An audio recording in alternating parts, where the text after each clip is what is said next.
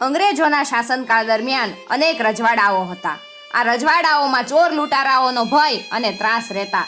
મધ્યપ્રદેશના એક રજવાડામાં બનેલા એક કિસ્સાની આજે આપણે વાત કરવાના છીએ અને સત્ય ઘટના છે. એ વાતનું નામ છે તાત્યો ભીલ. મિત્રો, એક ખાસ વાત જણાવી દઉં કે આ વાતનો ઉલ્લેખ 1989ની ગુજરાતીની પાઠ્યપુસ્તકમાં થયેલો છે. ધોરણ 7ની પાઠ્યપુસ્તકમાં તાત્યો ભીલના નામે આ વાતનો ઉલ્લેખ કરાયેલો હતો. આશરે 125 વર્ષ પહેલાની વાત છે. તાત્યો મધ્યપ્રદેશનો એક ભીલ ખેડૂત હતો. સરકારે એની જમીન જપ્ત કરી એથી સરકાર સામે બારવટે નીકળેલો.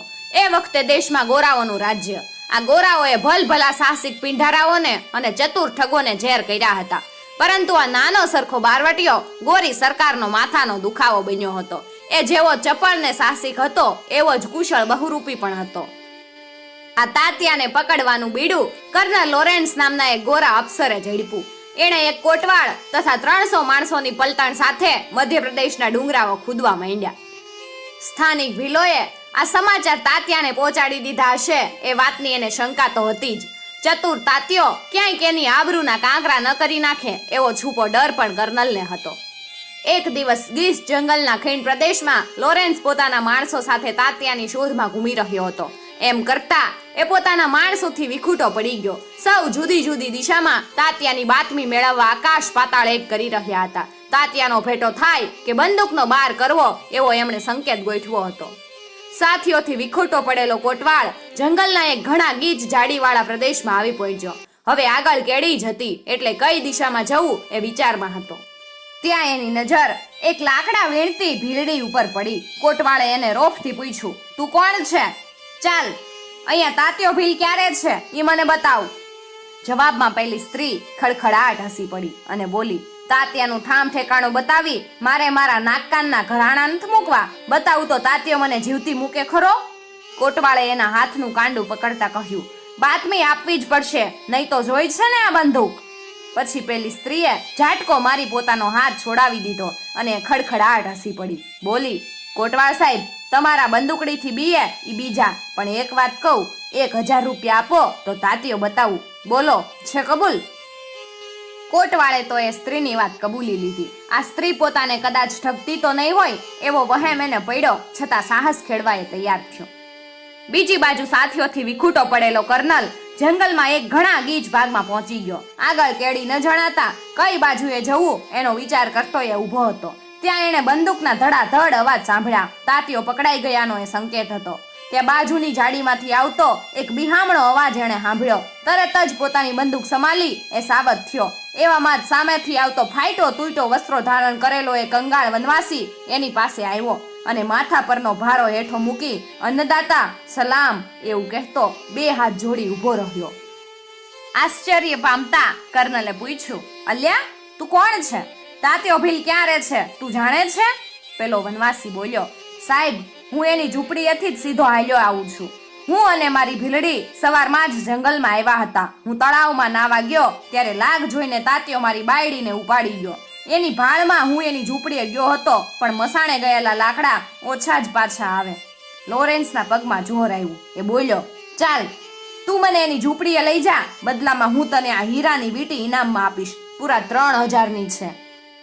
કર્નલની સૂચનાથી વનવાસી જંગલમાં આગળ સરવા લાગ્યો. પાછળ કર્નલ સાવચેતીથી ડગલા ભરવા માંડ્યો. થોડેક ગયા વનવાસીએ સાહેબની બંદૂકનો ભાર ઉચકી લીધો.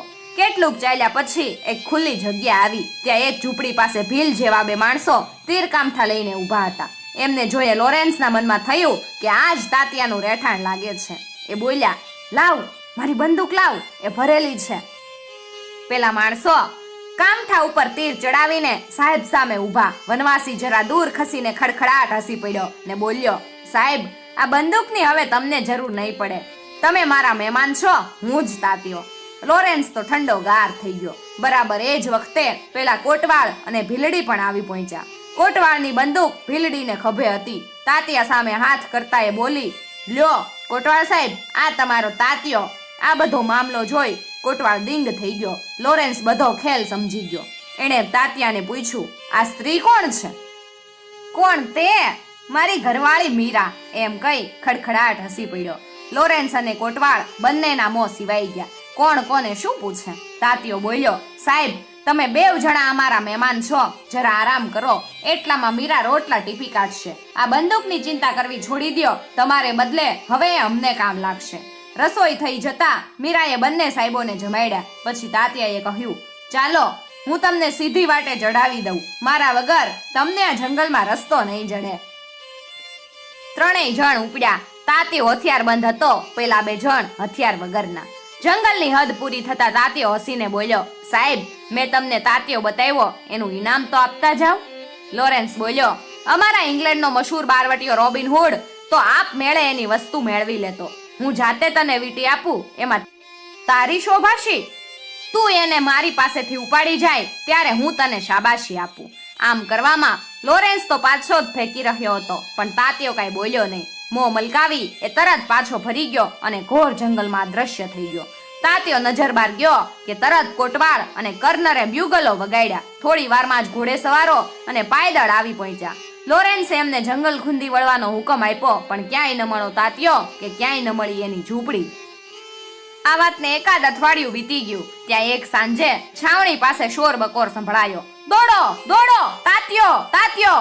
તરત સિપાહીઓ અવાજની દિશામાં દોડી ગયા. કર્નલ અને કોટવાળ પણ એ તરફ દોડ્યા. થોડે જ જઈને જુએ તો એક પારસી વેપારી કપાળ કૂટતો હતો. સાહેબને જોઈને બોલ્યો, હજૂર, બદમાશ તાત્યાએ મને લૂંટી લીધો. પકડો પકડો, એ જાય. લોરેન્સે દિશામાં પોતાના માણસો દોડાવ્યા. પછી પેલા પારસીને દિલાસો આપતા એ બોલ્યા, શેઠ ગભરાવ નહીં, આજની રાત અમારી છાવણીમાં રહી જાવ. મારા માણસો ચારેય તરફ ફરી વળી તાત્યાને પકડ્યા વિના છોડશે નહીં. પારસી બોલ્યો, ખુદા તમને લાંબી આવરદા આપે સાહેબ. અને લોરેન્સના તંબુની બાજુમાં પારસીને ઉતારો આપવામાં આવ્યો.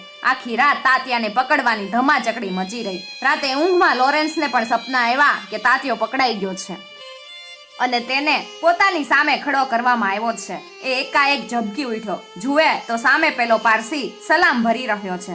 સાહેબ, કુકરો બોલ્યો ને સવાર થઈ. હજુ મારે ઘને ઘને દૂર જવાનું છે. આપની એક ટુકડી નાગપુર જાઈશ, એની સાથે હું પણ જાઉં. તાત્યાનો હજી કાંઈ પત્તો નથી.